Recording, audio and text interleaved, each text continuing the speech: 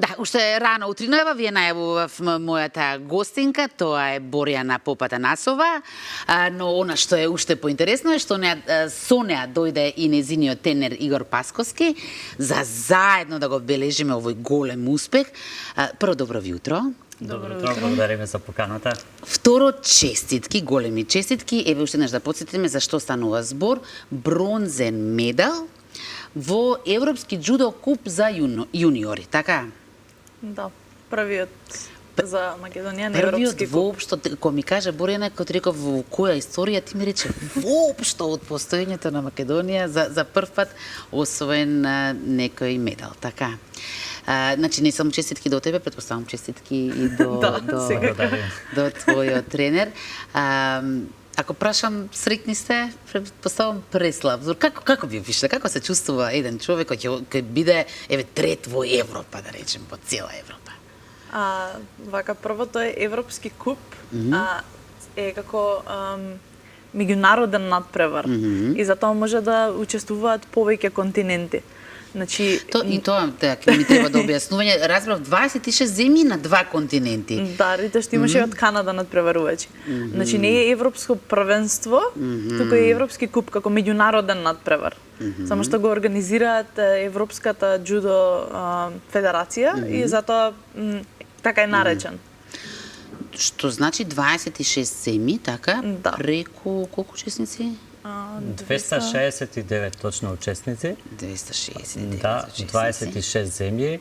Ајде јас ќе појаснам малку што е тоа Европски куп. Во светската джудо турнеја постојат овие елитни надпревари. Тоа се континенталните купови, па потоа доаѓаат континенталните шампионати и имаме и Гранд Слем и Мастерс надпревари и секако светско првенство, олимписки игри хронолошки редоследно. Европски куп значи надпреварување каде што можат да учествуваат и надпреварувачи и од другите континенти. Значи тоа е континентален куп, постои европски, афрички, постои панамерикански и сите овие надпревари се вбројуваат во таа листа на елитни надпревари каде што джудистите можат да собираат поени за таа светска ранг листа. И сега согласно тие собрани поени се квалификуваат понатаму за одредени надпревари како што се, да речем, олимписките игри во сениорска конкуренција. Оваа година ние бевме домаќини. Се одржуваше во Скопје. Како се покажавме како домаќини? Ајде јас ќе превземам во овој дел, бидејќи бев директно вклучен во организацијата. Минатата година за прв пат нашата федерација ние го организиравме овој Европски куп. За прв пат во нашата джудо историја ни беше доделен еден ваков настан. И многу беше важно се да помине во најдобар ред за да не го изгубиме, зашто се дешавало одредени федерации да добијат организација да не се избрукаме. И веќе следната година го губат тоа право. И никогаш повеќе. Така. И можам гордо да кажам дека првиот куп во 2023 беше совршено организиран, доби највисоки оценки. Значи работевме како тим, работевме како еден. Имаше многу волонтери, бевме ангажирани скоро сите што сме инволвирани во джудо спортот. И благодарение на таа успешна организација во 2023 еве оваа година повторно го добивме овој куп, што помина во уште подобра организација него минатиот пат, затоа што веќе ги знаевме слабостите, не дека све беше перфектно, меѓутоа знаеме за следната година што треба уште да доусовршиме. И така да добивме највисоки оценки од страна на Европската джудо унија, која што имаше своји представници. Дури највисоките тела беа присутни подпредседателката на таа Европска джудо унија, Катарина Родригес, беше присутна на настанот и верувате до најситни детали се оценуваше што и како се работи. И можам баш да се пофалам дека го организиравме совршено добро. И како резултат на тоа, исто еве пак фалење, наредната година ние како федерација сме организатори на Европското првенство за кадети, што е исто прв пат во нашата джудо историја еден таков врвен настан. и нормално во рамките на Европскиот младински олимписки фестивал ќе се одржи и тоа првенство во џудо исто наредната година. Морам сега нешто да подпишам, да се вратиме на нашата звезда, нели? Со оглед на тоа што ова е бронзен медал во јуниорска категорија. Да. Дали тоа значи дека до година таа ќе биде веќе кадетка? Ќе може таму да се надпреварува? Кадетите се помладите, јас сум од постарите. Јас се кидам во уште постарите. Ти кидаш во уште Веќе постарите. следниот предизвик ни е медал во сениорска конкуренција, кој што нема. се уште како држава не сме го освоиле на елитен надпревар.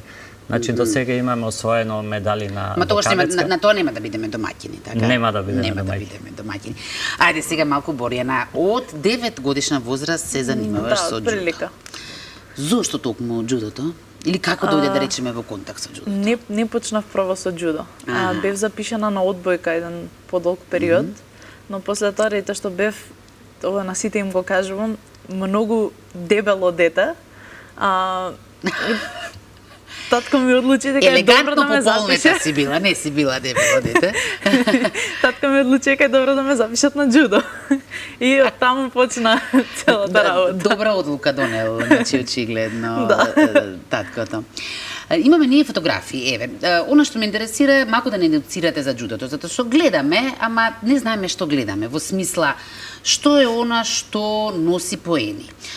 Што се смета, не знам, за почетничка или недозволива грешка? Што конкретно тебе ти донесе најмногу поени? Значи, Како се оценува воопшто џудото? Во џудото има ипон и вазари. Ипонот е кога противникот ти успеете да го турнете со некоја техника на грб, тоа е максимум поени, значи со тоа одма се победува, тоа е тоа што се случи во мојата борба. А во за помалце поени, вазари, исто така може да се победи со него доколку истече времето или доколку земете два такви поени. Што е еднакво на еден ипон. Да, еднакво на еден ипон. Тоа е кога ќе отурнете некако на страна, како на страната од телото. И успеа да се преврати на стомак или така нешто. Има казни, казни во е Што доколку- одземање на поени, така? Во Не, таа тоа е смисла? само казна ти даваат, 3 казни и дисквалификација. Не ти ги одземаат поените. Може да имате 2 казни и да направите ипон, пак ќе победите. Доколку имате некакви, мислам, се казнува за Не спортско нешто? Тоа се неактивност и правила, такви да. некои, правила, некои ситници, што не се до толку страшни. Побитно е она да се земат сите поени одеднаш.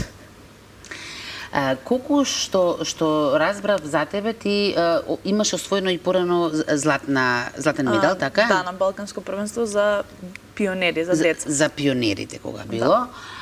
Не знам дали да го коментирам тој момент за наградата што се добила, која што изнесувала цели 6000 денари. Јас сам ќе го кажам, може да го премолчиме понатаму може. коментарот. Она што ми е, што би сакала да го разјасниме, разбрав дека пред ова првенство си имала подолга пауза. Да. Зошто? Преди тоа што се насобираат многу обврски, и тоа што кај нас не постои професионалец, не можеш да живееш од џудо. И преди тоа Зашто што 6000 денари не можеш да живееш? Со години треба да ги штедиш. да. И затоа се насобираат многу обврски и понекогаш само треба да направиш некоја пауза и Колку ти беше долга паузата? подолга. Реално тогаш беше и ковид кризата, каде што Да, нашиот да. спорт дефинитивно доби забрана воопшто за било какво тренирање. Само Тоа е зошто нашиот спорт, нашиот спорт во Македонија или воопшто џудото? зборам за џудото кај нас. Значи, таков удар врз џудото? Да, сериозен удар, затоа што е контактен спорт. Имаше спортови на кои што им беше дозволено да тренираат во одредени услови, пример атлетика и овие надвор на отворен простор.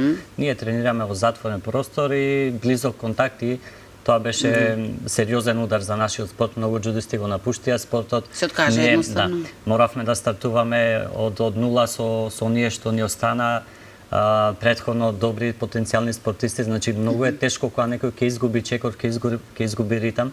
Сега тука во прашање и националната стратегија, на пример, одредени моќни држави како Русија, Грузија во џудото кои што се водечки сили, Јапонија да не спомнувам, Франција, своите спортисти ги затворија во еден така наречен карантин во тој период, во во комплекси, во спортски комплекси, каде што тренираа заедно, че они беа изолирани од сите останати, а меѓу себе внатре цел национален тим тренираше, така да они не изгубија ништо во тој период.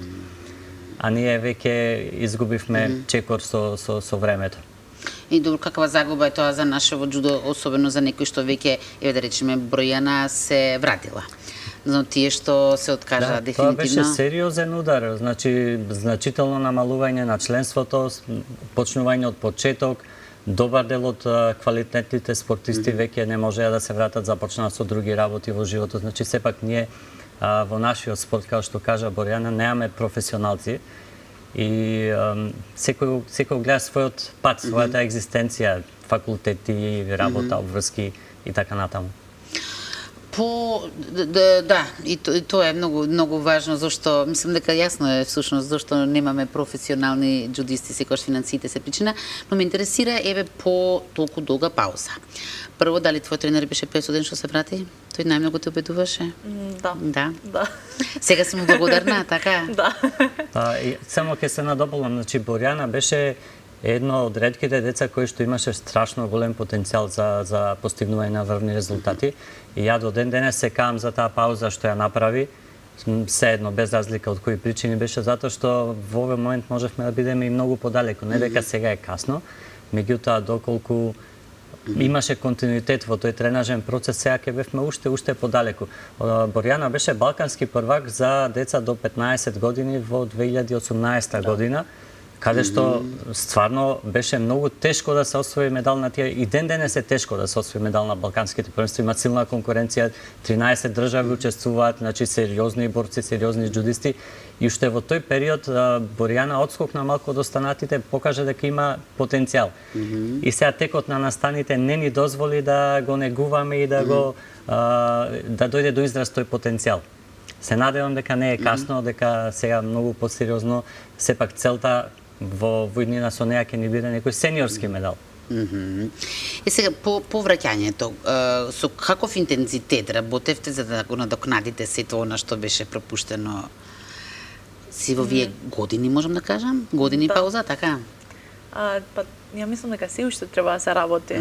Нормално ја порано вежбав по 2 пати на ден, од сабајле навечер. Колку часа? Отприлика по 2 сати со саат и пол или 2 со 2 саат и пол со саат и пол, зависи од ден. Да, секој ден, освен сабота, во сабота имав еден тренинг, во недела беше одмор. Нормално. Сега би требало Може благодарна, добро што ти ја дали во неделата, да. Нешто слично на тоа. Мислам, така отприлика изгледаат тренинзите за џудото. За да имаме резултат, значи системот е тој. Мора напорно да се работи. Да. Поради тоа што сепак, 2 пати дневно, освен во среда еднаш и сабота и тоа е тоа. Борина, ти си студент на Финки, Да. што, значи не дека постојат лесни и тешки факултети, но таму сепак навистина да треба секојдневно учење со компјутери, така? Да. Што значи студираш нешто што е од идниот век, а се занимаваш со стара боречка вештина.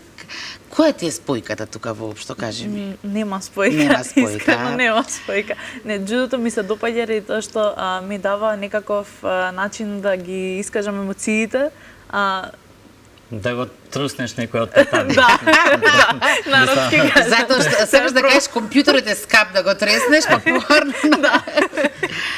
Добро, некогаш цело е кога има се, веројатно не мора да има допирни точки за самата. Не те слушаат од Европска џудонија, емоциите да ги изразиш на татамите. Ќе успееш ли сега, да речеме, си имала пауза со џудото и некако можеше да ги тераш студиите. Сега ќе успееш ли паралелно да ги некако да ги организираш двете нешта? Да ги организирам и двете, со тоа што мислам дека ако сакам нешто да се постигне во светот на џудото, дека сепак ќе мора малце помалку интензивно да се посветам на факултетот, ама сметам дека пак може некако да се избалансира. Дека ќе имаат разбирање, затоа што еве ти на Македонија и донесе медал, така и сега очекуваме и злато, ние знаеш дека сме си лакоме луѓето. Ајде малку за она што споменавте дека кај нас не постојат професионални џудисти, во смисол не професионални дека не сте доволно добри, туку дека не живеете од џудото. Така. Како е во другите земји? Не мораме да одиме многу далеко, еве да речеме во регионот. Ајде, да, јас имам доста познавање, доста комуникации со колеги мои од регионот. Не дека и во соседните држави е нешто многу сјајна ситуацијата, постојат професионалци, да, меѓутоа не се во толку голем број. Сепак нашиот спорт не е толку профитабилен, освен ке оние елитните спортисти кои што наистина имаат одлични примања, имаат одлични плати.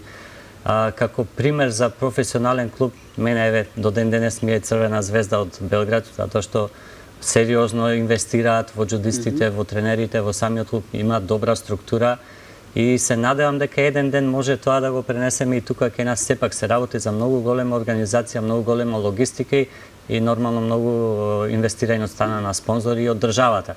Сепак во наши услови е многу тешко да се направи нешто во таа смисла, во професионализам. Но не е невозможно, Не е така. невозможно, секако. Од некаде треба да се почне. Дали е тоа од оној момент што споменувате во некој твој интервју, мислам дека имаш кажан, претпоставувам дека тоа исто како е значајно, што кај нас не постоела професионална сала за џудо? Да, не постоеше Каква е кои услови треба да исполни една професионална сала за џудо? Ние си мислевме, нели, онакво плаво, играј се на него, Не, да. прво и основно се душеците за џудо. Добро. Ние доскоро трениравме во училишна сала, каде што пред секој тренинг ги сложувавме татамите за џудо, па после тренинг ги вадевме повторно, ги сложувавме на страна, Затоа што некој друг дрвен спорт, пот предпоставувам да, па некој друг училиштата. спорт има после нас или пред нас. И тоа е многу макотрпно и за мене е фрустрирачки. Значи, еден таков спорт како нашиот, цело време ние да размислуваме колку време ќе изгубиме во сложување на тие, па 15-20 минути ќе помине од тренингот. Меѓутоа, сега имаме една нова ситуација од пред известно време. Имаме совршено добри услови за тренинг и тоа се до тоа благодарение на тимот од факултетот за физичка култура. Морам да ги спомнам, да се заблагодарам деканот Владко Неделковски, кој што имаше разбирање за нашата ситуација. Потоа морам да спомнам соработката со катедрата по боречки спортови професор доктор Жарко Костовски, кој што исто така имаше големо влијание за да ги добиеме овие услови за тренинг. И нормално јас како кадар произлезен од тој факултет во континуитет имам соработка со катедрата по боречки спортови, соработуваме во смисла на планирање, тестирање на мерења на спортистите со најсовремена апаратура, потоа разни совети и сега од веќе пред известен период, значи ја добивме на располагање новата сала која што е специјализирана, наменета за боречки спортови, односно за џудо, каде што татамите се фиксно поставени и нормално еве ги резултатите веќе доаѓаат. Да. Штета Борина што не го донесе медалот, но предпоставувам дека како и со другите медали твојот внук Војдан ќе се игра со нив, така? Да, предпоставувам дека да. Многу големи успеси ти посакувам и впрочем и на двајцата и следниот пат со злато. Секако. Да.